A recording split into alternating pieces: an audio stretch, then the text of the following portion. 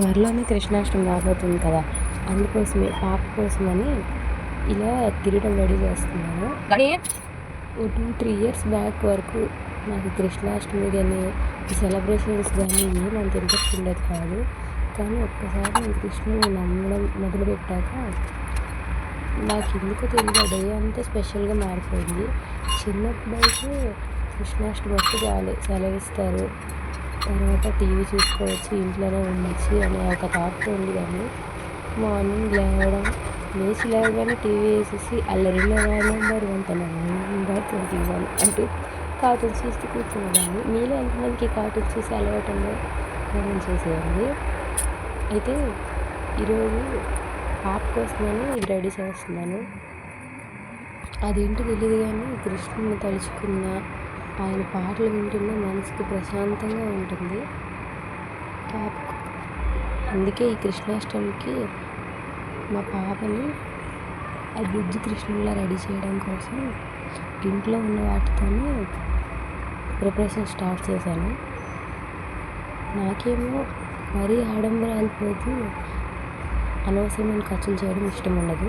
మా హస్బెండ్కి ఏమో పాపకి కొత్త బట్టలు వేయాలి, అన్నీ కొత్తగా ఉండాలన్న అలవాటు.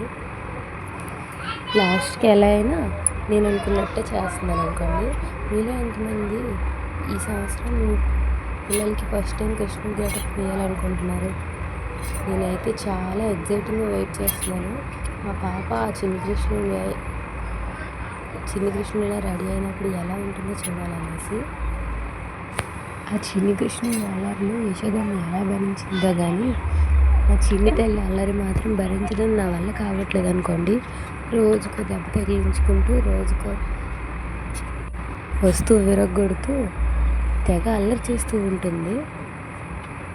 అసలు ఇదంతా తనకి అలంకరిస్తే సరిగ్గా ఉంటుందో ఉండదో అదొక టెన్షన్. ఇంకా మా పాప అడుగులు వేయడం మొదలు పెట్టలేదు. ఏమో ఈ కృష్ణాష్టమికి తనకు తొలి అడుగు పడితే నేను చాలా హ్యాపీగా ఫీల్ అవుతాను. మీరు కూడా సింపుల్గా ఇలా ఏదైనా డిజైన్ చేయాలనుకుంటే ఇంట్లోనే చేసుకోండి. దీనికోసం నేనేం పెద్దగా వస్తువులు ఏమి తీసుకోలేదు.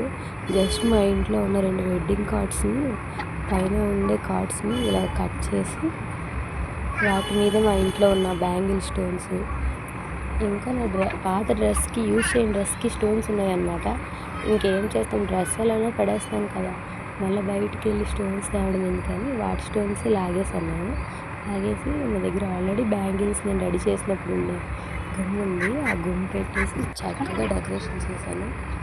అసలు ఎలా వస్తుందో అని మొదలుపెట్టాను కానీ కంప్లీట్ అయ్యాక నాకు చాలా నచ్చేసింది. అలాగే కిరీటంతో పాటు పాపకి చేతులకు పెట్టడానికి కూడా రెడీ చేశాను సింపుల్గా.